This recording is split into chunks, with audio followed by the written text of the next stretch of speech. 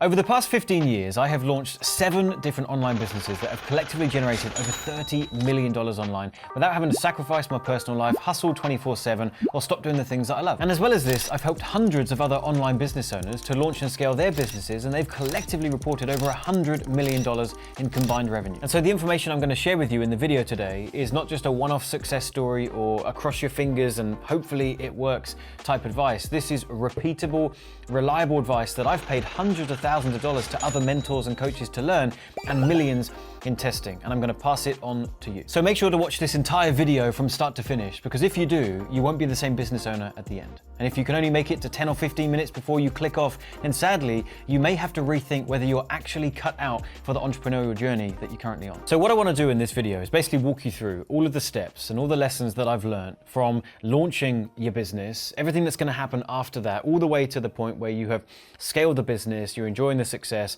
and you've achieved what you're trying to achieve. And the place where we have to start is the actual business that you're getting into. What is it that you're going to sell? And I've done other videos on this here on the channel, but there are lots of different business models to choose from. And the one that I've had I want to say best success, but actually the only success, is selling online digital courses and coaching programs. It is so profitable, the margins are great, you work with great people, and you get that satisfaction that you are actually helping and serving people and helping to change people's lives. And every single one of you watching this, I believe you have an online course or a coaching offer. You just probably don't realize it right now. If you're watching this video, I have no doubt you have gone through an experience that you can learn the lessons from and then pass that back to other people who are currently going through that experience. Maybe you solved a big problem in your life, and again, there are other people that are struggling with that problem and you can help them out with it. Or maybe there is some kind of qualification or process you went through to learn something very intentionally,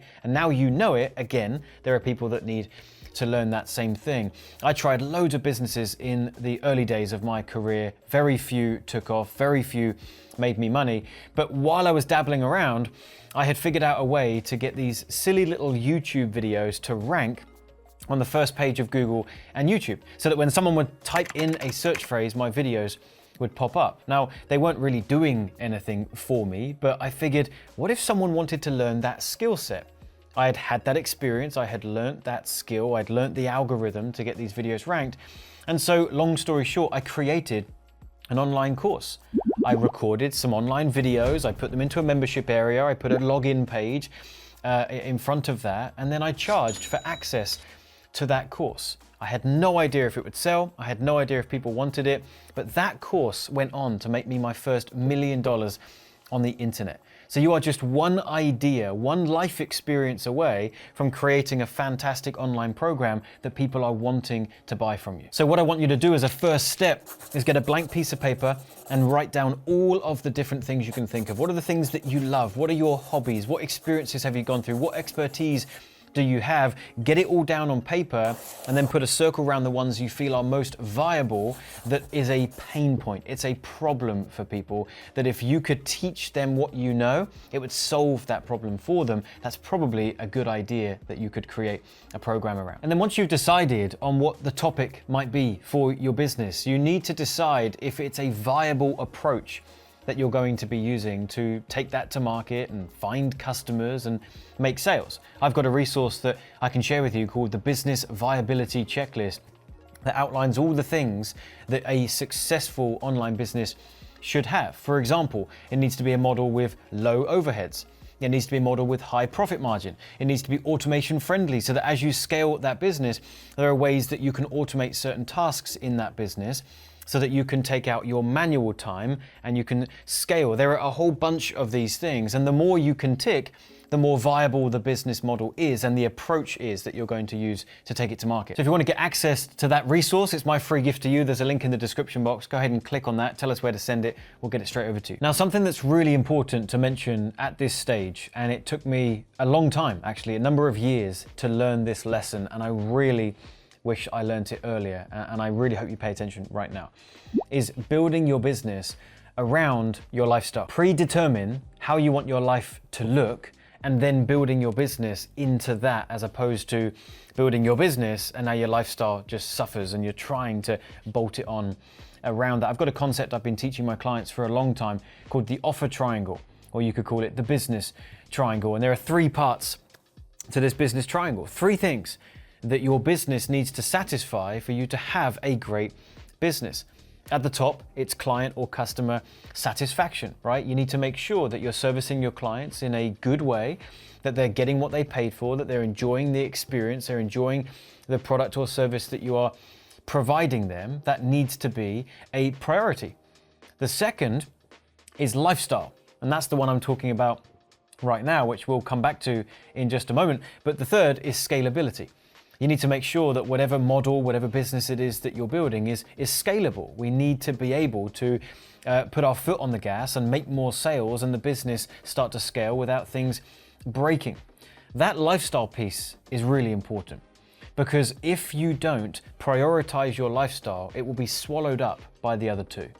If you don't predetermine how you want your life to look, what hours you ideally want to work, what days you ideally want to work, how you want to work, and how you don't want your business to impede on your personal life, if you don't predetermine that, clients will be so demanding that you'll lose your personal life. Your drive for the business and your desire to scale it will again overthrow your business. And what that will look like is you can't take a vacation because you're always on your phone replying to clients. You can't switch off in the evenings and be with your family and your kids and your spouse because you're on your phone. There's fires to put out, there's clients to service, and you have sleepless nights because you're thinking about the problems in the business that you need to solve immediately in the morning, or perhaps right now in the middle of the night.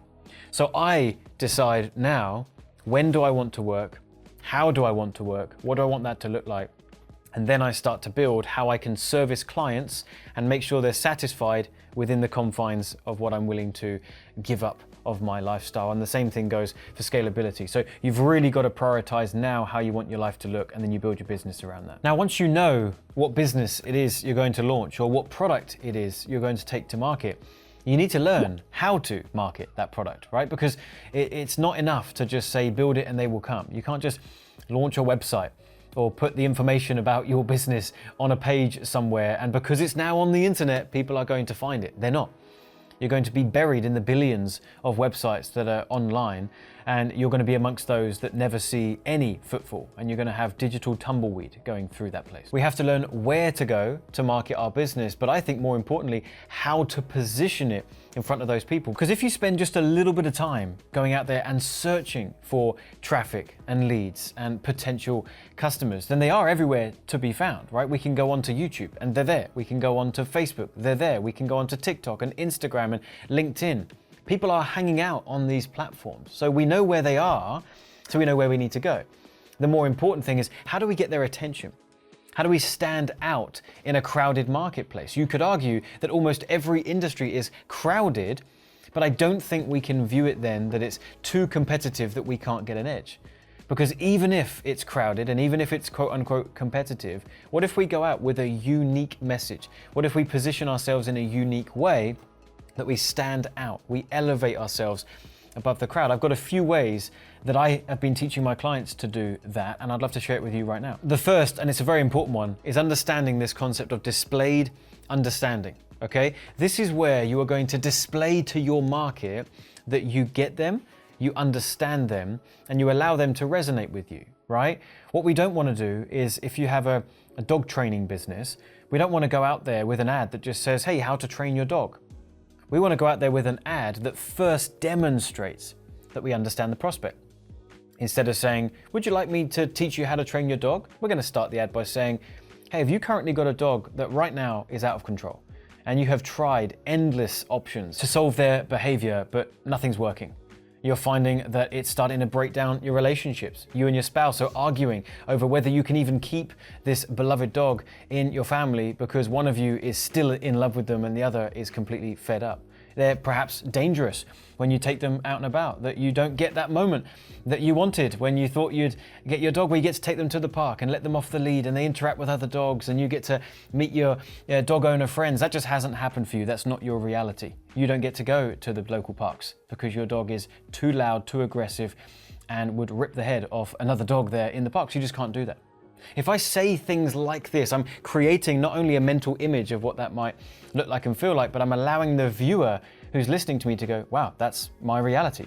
That's what I've currently got going on right now. Now imagine on the back end of that, there's a call to action to my training, to my program, to my course, whatever it is that I am selling. They are going to be far more emotionally invested in moving forward with my business. And that's how we can stand out. We do displayed understanding. Now there's an easy way for you to get a head start in this, and it's just taking an A4 piece of paper, drawing a line down the middle, putting pains on one side and gains on the other. And you're just going to make a list of all of the potential pain points that your market, that your avatar, that your potential customers might be experiencing. And the idea is that we're going to have as many of these as we possibly can. You want an extensive list, even if you feel that it is such a small detail that maybe only 10% of your market would even be experiencing this particular pain. Get it on the list. We want as many as possible. Then we do the same thing on the gains side. What do they want? We've got the pain points. Now, what do they actually want? What do they want to gain? What is the pleasure that they are chasing, which is the opposite of the pain? And we get a big list of those gains as well. And this will be your ammunition.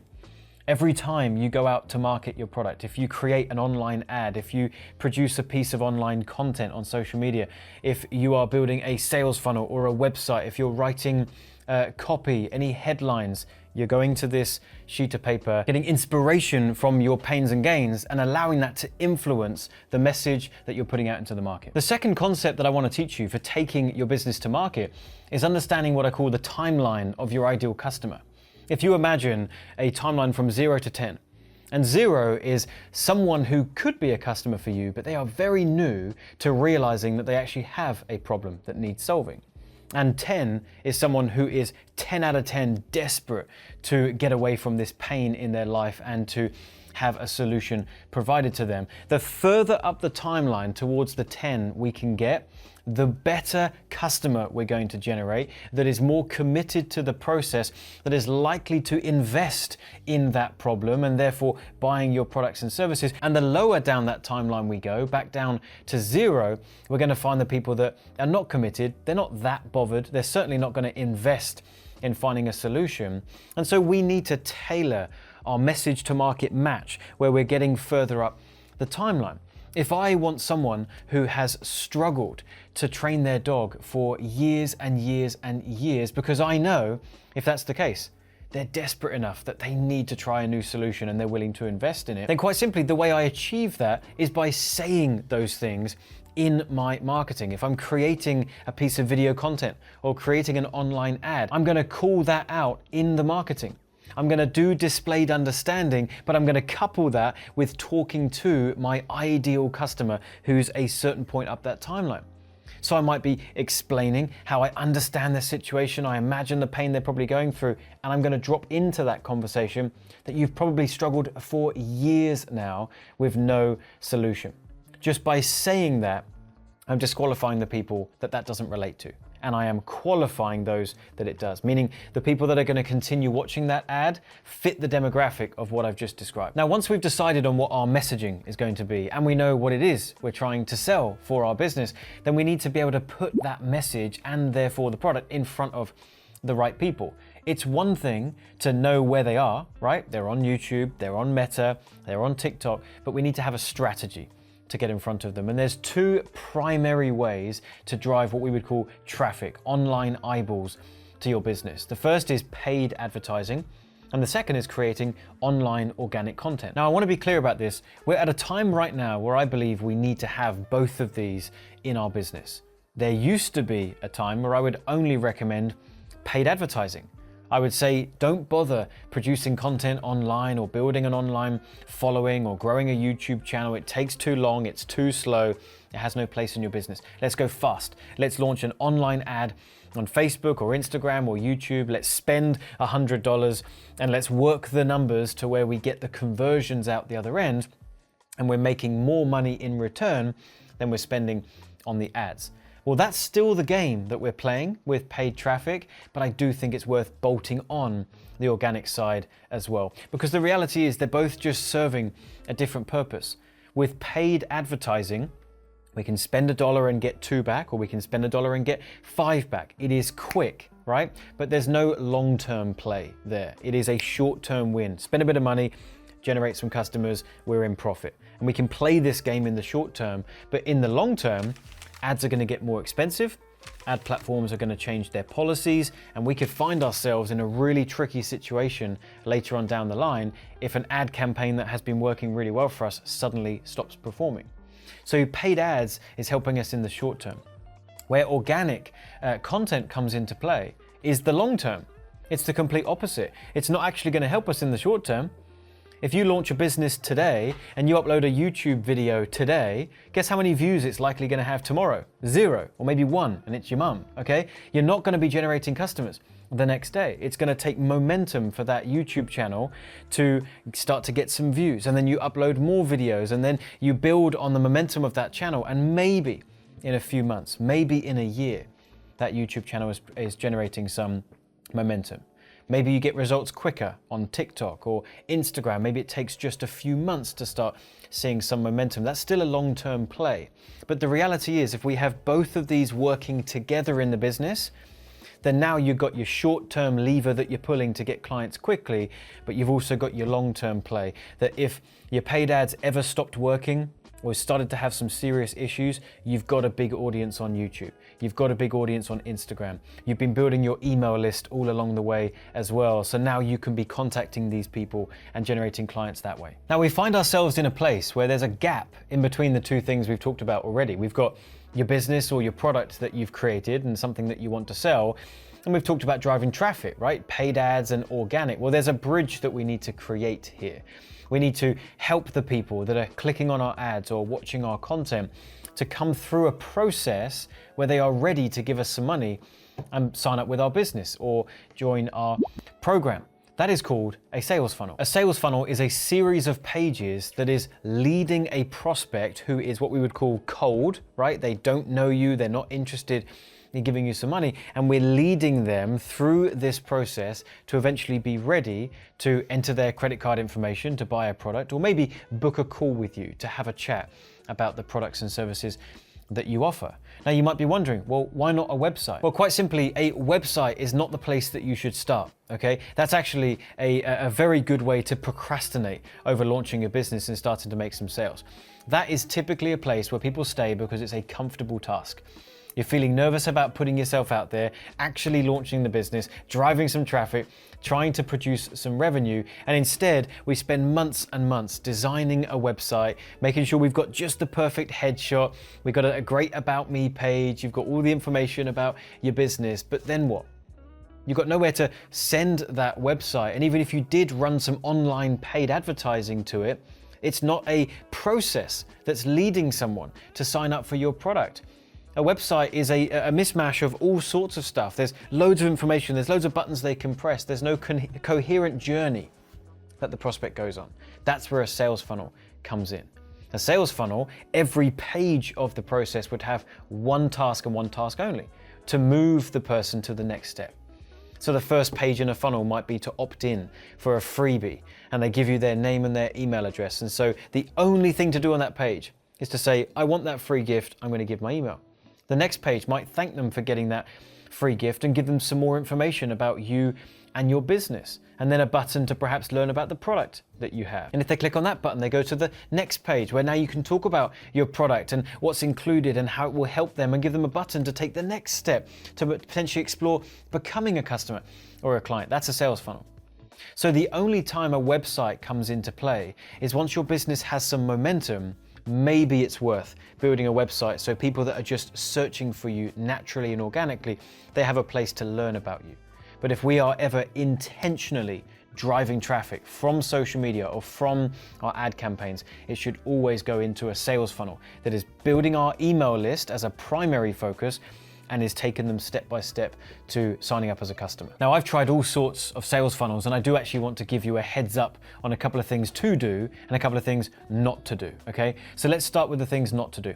You shouldn't focus on a sales funnel that is overly complicated. You could search right here on YouTube for the best sales funnel to generate customers, and you'll have someone trying to impress you with 20 or 30 different pages that all link together with these different arrows and different emails and different automations. And if looking at that thing gives you a headache, that is an indication it's too messy, it's too complicated, and it's certainly not going to work for someone who's never built one of those before. And secondly, you need to make sure that that sales funnel is not overly salesy. Okay? Go back 10 years when sales funnels were new and exciting.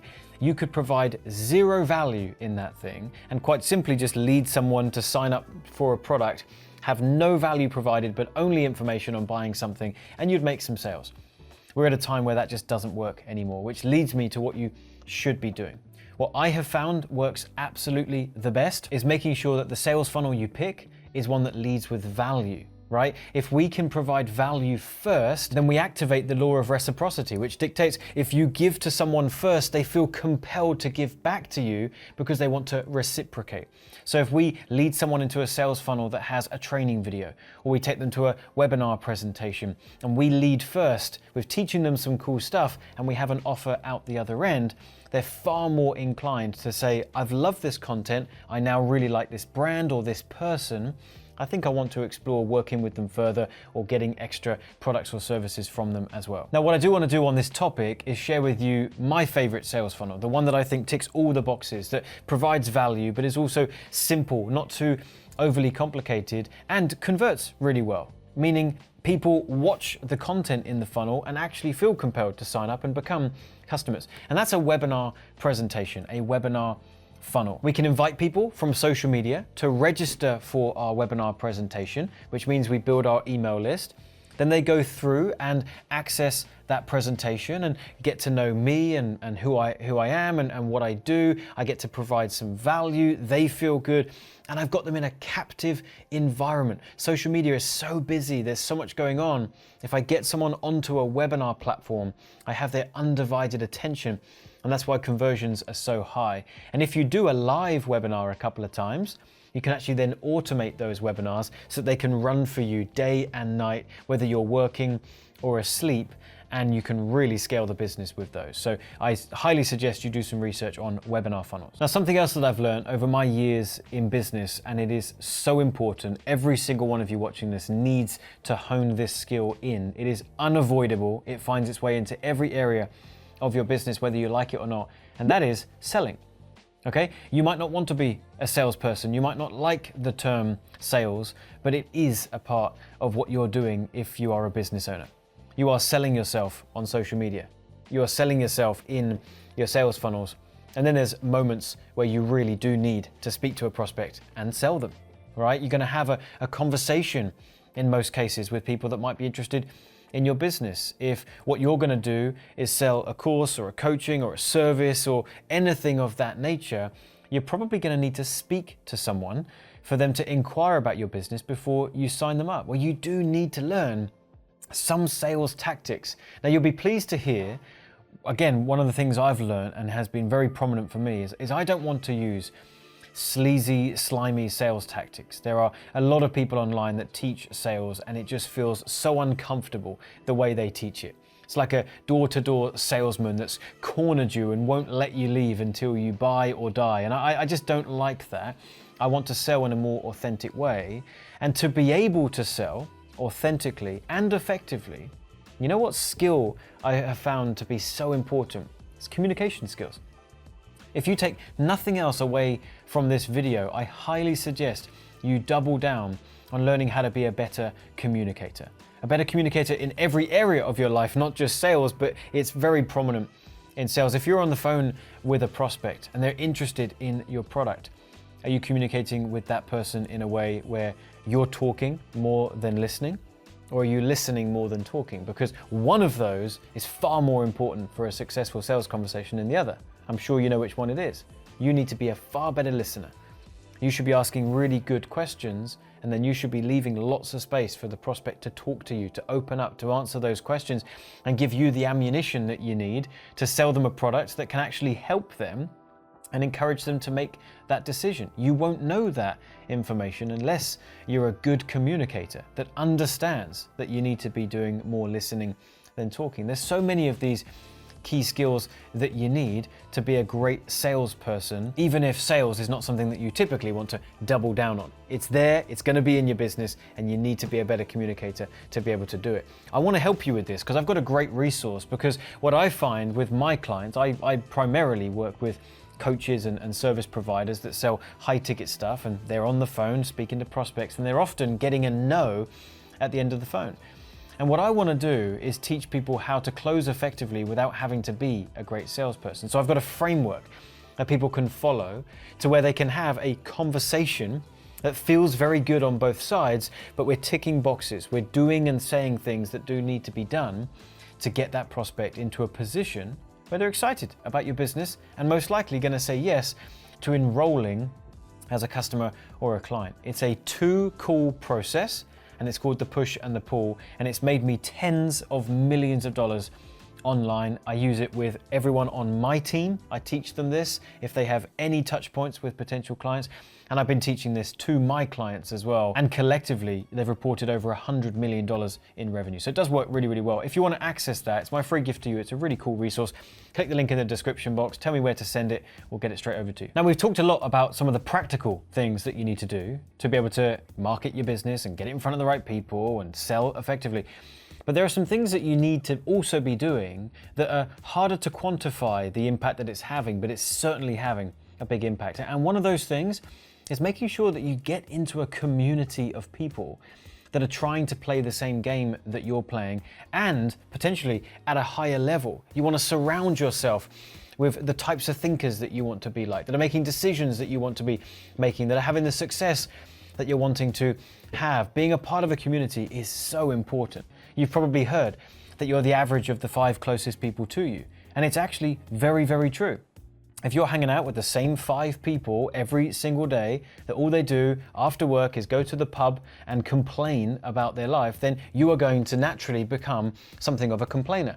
Whereas if you, at the end of work, go and surround yourself with 5 people that are positive and grateful and excited and looking for opportunities, you're naturally going to be more like that person or those people as well. So it's so important when you're on this journey of building this business, putting yourself out there. You need to be surrounding yourself with people that get where you're at, understand what you're trying to achieve, are going to champion you and cheer you on, and you're going to be able to do that for them as well, so that a rising tide raises all ships. So we've covered a lot so far, and quite frankly, there's a lot more I could cover. I'd love to hear from you what you'd like to learn more about. If you've enjoyed this type of content, if you want to hear more about the lessons I've learned along my entrepreneurial journey, and there's specific questions you want answered, let me know in the comments box. If you want to know more about my bigger picture, my framework for how I grow and scale big businesses, we're talking 8-figure companies, check out this video here where I walk through my 8-figure framework, all the elements that your business needs to be successful and scale to that level. And that being said, thanks for watching today's video. Hope you found this valuable, and I'll see you in the next one.